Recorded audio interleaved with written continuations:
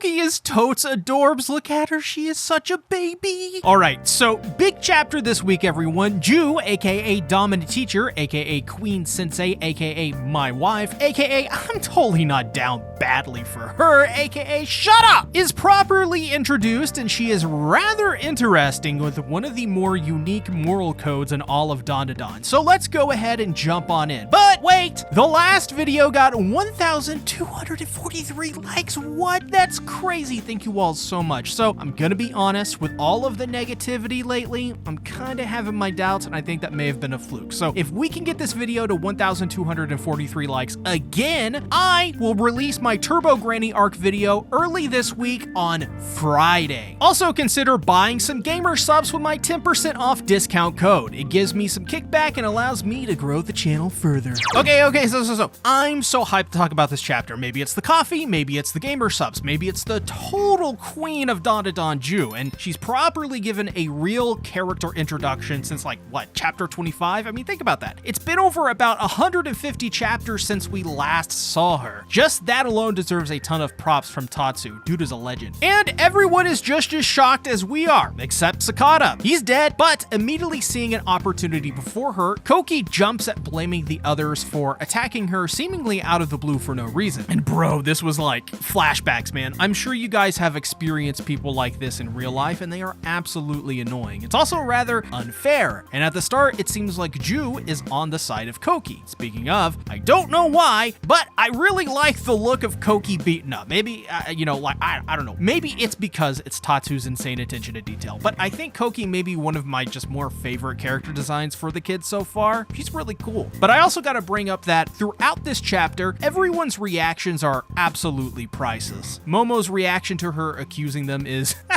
she yells out, "That bastard!" Though I think my favorite one is when Momo is waving at Ju, trying to get her to pay attention to her because she was the one who was attacked. And for some reason, I don't know, I just left this chapter thinking everyone was totes adorbs this week. Maybe it is for this reason. But we get our first really big insight into the character of Ju, or Queen Sensei, whichever you prefer. I'm gonna call her Ju. She has a zero tolerance for cowards who bully others. She's also rather unique in Dandadan as well. It seems she's more of a neutral character more than anything. She judges people only on whether what they're saying is making sense or not. And at first I thought, well, that's not a very good approach if you want the character to be smart, because my head jumped to, oh, well, they can easily be fooled or are gullible. However, I was taken for a fool because she is anything but that at all, as we see. Koki makes the argument that he attacked her, which Gigi obviously counters, but he is not believed as he is, the strong man. So it doesn't make sense that she would attack him, obviously. He's essentially arguing from a position in which he is on the defensive and can't win from. So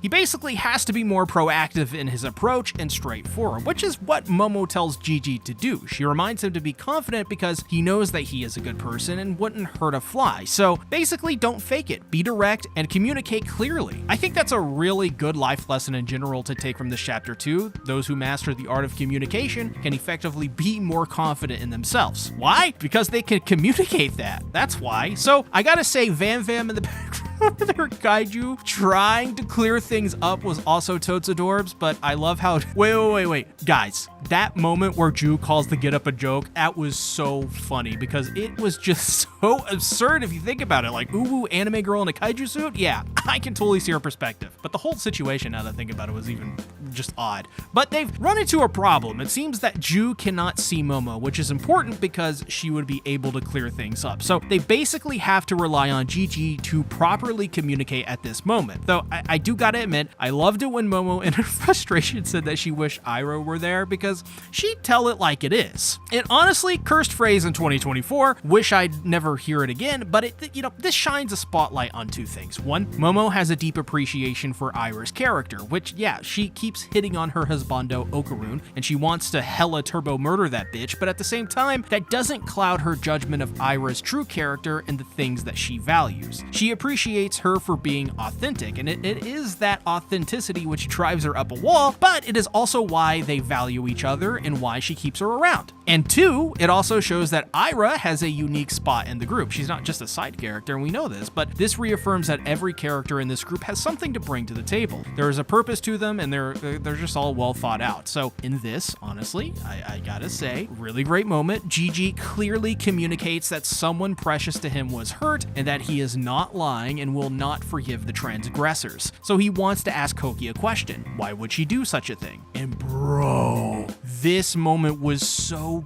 good. It's one of those rare serious moments with Gigi's character, which is, I think, why it sticks out so much. The contrast between the weird Gigi and the Gigi that is standing up for the honor of Momo is brave, especially when you're confronted with the hot dominant nurse who is ready to kill fat kids with a blackjack. So, met with staunch defense, Koki starts the blame game again, but yeah, well, it just doesn't work this time. Ju sees right through her lies. 1, because of the glaring plot hole in her story, which she failed to account for, and 2, she can see every single one of the Tontada on her side. And by the way, wow, what amazing art is this? You can see the scale of her compared to the Tontada, but more impressively is that it shows the isolation of that moment that she is feeling. After Ju calls her out, she realizes that she had just messed up big time and all eyes are trained on her. She's essentially backed herself into a corner. But Ju just keeps becoming more interesting by the panel. We learned that due to her talking to her students about their insecurities, spiritualism often comes up. So get this is actually a pretty cool mechanic of the Dandadan universe. Eventually, she was able to actually start seeing spirits. This means that in the world of Dandadan, if you are exposed to spirituality, over time, you will come to accept them, see them when other people cannot. I think that's a pretty cool way to go about it because it's based on a great theme in Dandadan, which is becoming a believer of something so unbelievable. And look at it throughout each arc too. It's always there and there is always some sort of instance of it. Even better is that despite this, Ju will not assume Koki is a bad person, even with the Tontada behind her and even after catching her in a lie. She always hears people out, so all she asks is her honesty. Because it would be wrong to judge her when she could be in a situation that is driving her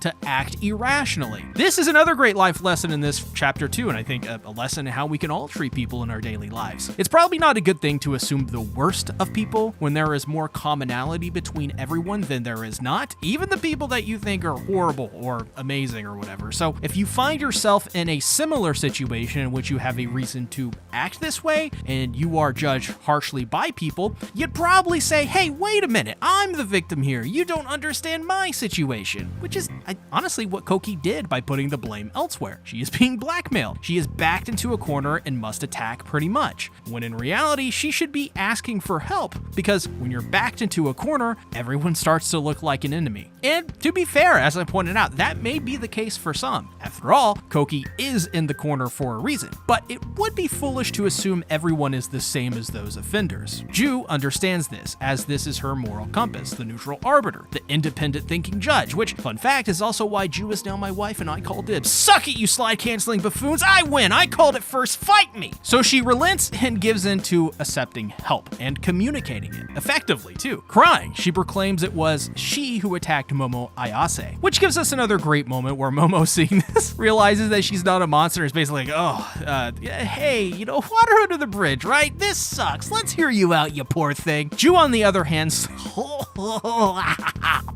the soul out of Koki to the point she goes vertical with her legs in the air as Fama has to hold Ju back. This is because the thing she hates most is people pretending they are weaklings, which is funny, but also true, I guess. Koki is pretending to be weak, which is why I feel so much sympathy for her. It's hard to explain. It sucks, but it's like, I understand it, it's human, right? I'm weak too. I think we all are. I also do think we can be strong at the same time, but I think to be a human is inherently contradictory. So I've come to accept that strength and weaknesses are two sides of the same coin, which is why Ju doesn't like the fact that she played weak when she was much stronger than she made herself seem. It's unfair because weak people are out there that have less power than she does. And I guess, I guess all of this put together, what I'm saying is that Tatsu is really good good at humanizing his characters. She made a mistake. But oh my gosh, guys, Koki. Oh! They go to Ju's office where she reveals everything for being blackmailed to the peculiarity of not remembering them either, which is what Zuma told Momo too. There was someone who aided him, but they cannot remember who it was, which means it must be the same person. And she reveals that the reason for the attack is because they want her to steal Momo's power. And okay.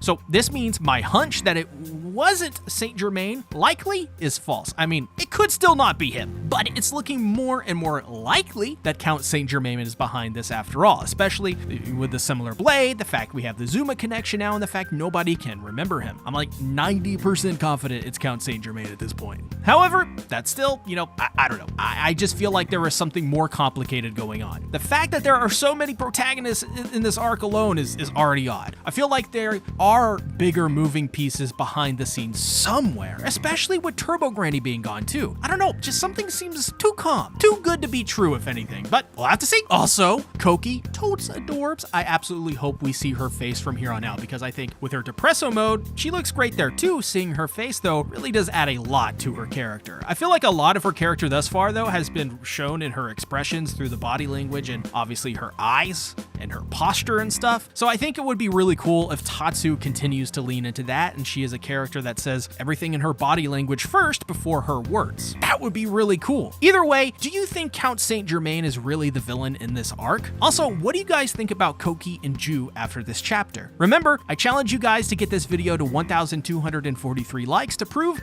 it was not a fluke. As well, pick up some gamer subs with my discount code to show your support financially. Thanks for watching. Bye.